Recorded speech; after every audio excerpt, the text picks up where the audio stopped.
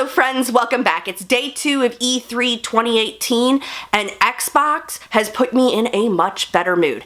I'll admit that I am a lapsed Xbox One player. I have a Master Chief Edition white one that sits on the table next to my entertainment center and I haven't had it plugged in months. But Microsoft gave me plenty of reason to want to hop back onto their platform this year and next year and even into 2020. So let's get into the E3 2018 Xbox press conference. Xbox got us started off right with a big old dose of Halo. This game looks great, and I think we all knew a new Halo game was coming, especially if you played Halo 5, but I'm very excited to see this new game.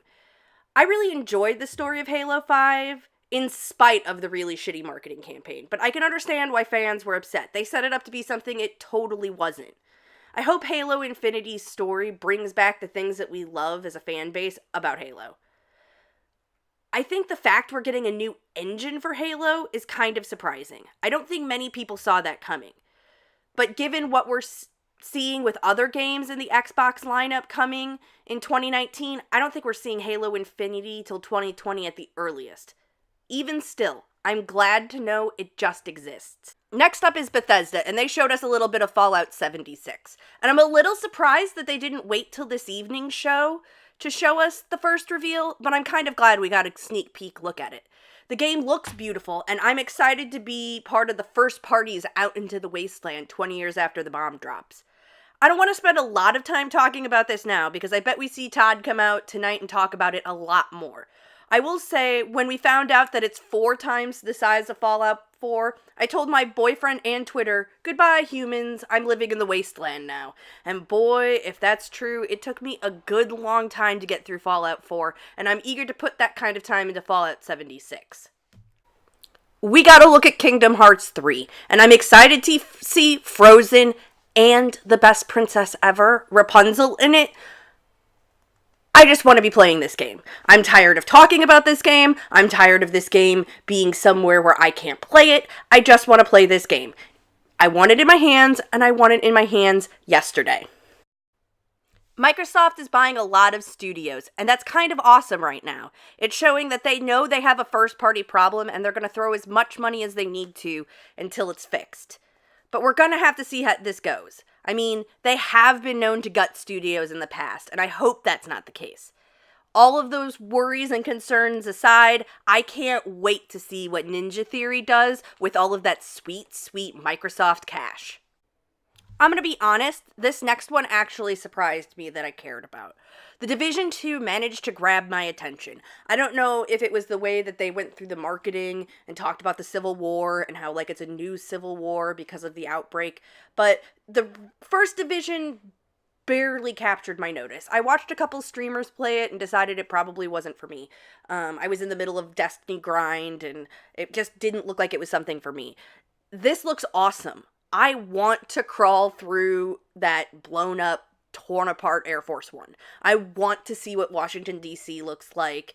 Not in the, like, Fallout 3, like, apocalyptic, like, has happened hundreds of years earlier, but in the, like, very near time of, like, an apocalyptic, like, outbreak event. So I'm shocked that I'm into it, but I may go back and give The Division a shot since it's now available on Xbox Game Pass, which they asked. They added a lot to Game Pass. I feel like for $9, that's not a bad deal anymore. The next thing that Xbox had me excited about was Devil May Cry 5. I have been hoping for Devil May Cry 5. I didn't think we were getting it. And on Twitter, I called Devil May Cry Trash Boy Bayonetta, and I mean that in the most loving way. Dante is the poster boy of trash boys around the world, and I wouldn't want him any other way. I cannot wait to play this. We live in a world where there is a Devil May Cry 3 or 5 and a Bayonetta 3. It's a great world to live in. The Gears of War Funko Pop game is strange, and I'm super glad they followed it up with that Gears of War 5 trailer, or I think the fan base may have rioted. My bet, though, is we are seeing the birth of a new Lego-like franchise. Get ready for pop games all over the place. I just hope we're all ready for our new black orbed-eyed overlords. Gears 5 looks great, and I am so excited we are going to see this world through the eyes of Kate.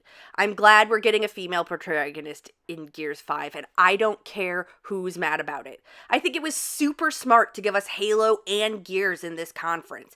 You grab the attention and show your hand, but you're reassuring current console owners that this drought of first-party exclusive is definitely coming to an end. That having an Xbox One is a platform worth having. Okay, so the next trailer had me literally jumping up and down, screaming and hugging my dog. Cyberpunk 2077 looks like everything I wanted from this game. I have the extreme pleasure of being a Cyberpunk player as a shitty teen goth whose friends got tired of playing Vampire the Masquerade.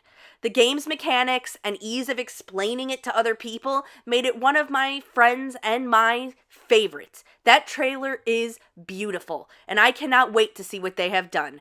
The community lead for CD Projekt Red has said we can expect even more news to come during this week, and I am living for it. Seriously?